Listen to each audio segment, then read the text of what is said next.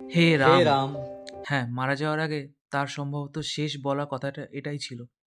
হ্যাঁ, আমি গান্ধীজির কথা বলছি, যাকে মোহাম্মদ আলী জিন্নাহ গ্রেটেস্ট হিন্দু লিডার বলেছিলেন। 1948 সালের 30শে জানুয়ারি এরকম এক সন্ধ্যায় স্মরণসভায় যাওয়ার সময় প্রণাম করার ভান করে এসে যে স্বাধীন ভারতের প্রথম সন্ত্রাসবাদী গডসে তার বুক ঝাঁঝরা করে দিয়েছিলেন, তাকেও আজকাল কিছু সো কল্ড হিন্দুরা আইডল মনে করে।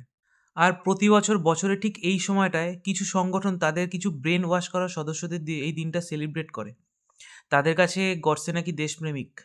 ভাবা যায়? এরকম পরিচিত কেউ থাকলে পারলে তাদের হোয়াটসঅ্যাপটা দেখাতে বলবেন। দেখবেন খুব রিসেন্ট টাইমে গান্ধীজিকে নিয়ে কোনো গ্রুপ থেকে বড় বড় প্রবন্ধ এসছে, যেখানে লেখা আছে গডসে কেন গান্ধীজিকে মেরেছিলেন, কেন সেই সময় গান্ধীজির হত্যা খুব দরকার হয়েছিল ভারতের জন্য। আর দেখবেন এর সোর্স, এই এসএমএস এর সোর্স কোনো একটা বিশেষ দলের কোনো না কোনো শাখা সংগঠন থেকে এসছে। এই বিশেষ রাজনৈতিক দলের মাঝারি থেকে বড় সব নেতারা প্রকাশ্যে গান্ধীজির প্রশংসা করতে বাধ্য হয়। কিছু কিছু জায়গায় তো মাথা ঠুকে প্রণাম করতেও বাধ্য হয়। তারই সাথে সাথে একটা বড় সেকশনকে এরকম ভুল ইতিহাস, বাজে ব্যাখ্যা দিয়ে অন্ধভক্ত করে রেখে দেয়, কারণ এরাই এদের ব্যাকবোন। আইডিওলজি আলাদা হতেই পারে, আমার যেমন আলাদা, আমি আদ্যপ্রান্ত নেতাজির ভক্ত।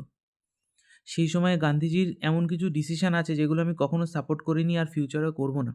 তাই বলে কি গান্ধীজির প্রতি সম্মান একটুও কমার জায়গা আছে এটা জানার পরে যে তিনি দেশের জন্য কি করে গেছেন?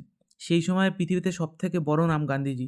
আর তাকে যে হত্যা করেছে সেই সন্ত্রাসবাদীর গলায় মালা পরানো হচ্ছে, তাকে নিয়ে সেলিব্রেট করা হচ্ছে। ভাবা যায় সেটাও ইন্ডিয়াতে?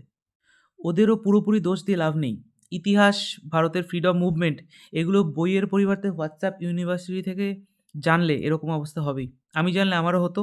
তো আপনার পরিচিত এরকম কেউ থাকলে সামনে পেলে একটা ইতিহাস বই কিনে দিন। তার উপর রেগে যাবেন না।